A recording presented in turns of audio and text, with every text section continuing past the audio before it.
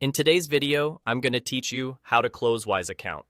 We'll walk through exactly where to click, what the close button means, and how to handle the most common roadblock so you can finish the process with confidence. Once you're signed in, look to the top right corner of the screen and click your name. That opens your main account menu. From there, go to Actions and Agreements.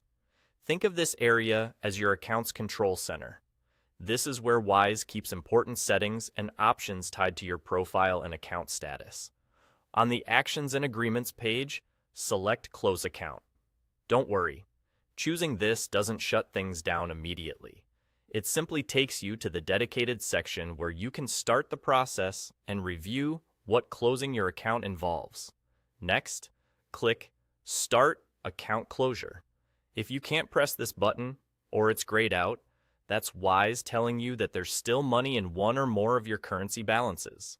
Wise can't close an account that holds funds, even tiny leftover amounts, so the system blocks the button until every balance is zero. To fix that, empty all of your currency from your account. The goal is to bring each currency balance to exactly zero. You can move the money out in a way that works for you.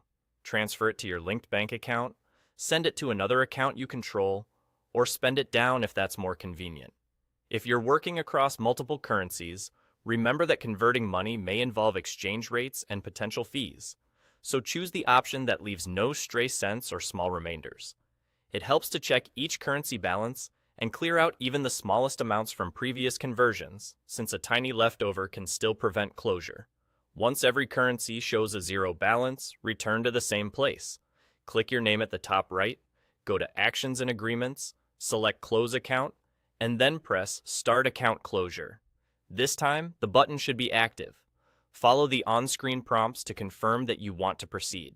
Wise will guide you through any final confirmations, and then your account closure request will be completed. And there you go.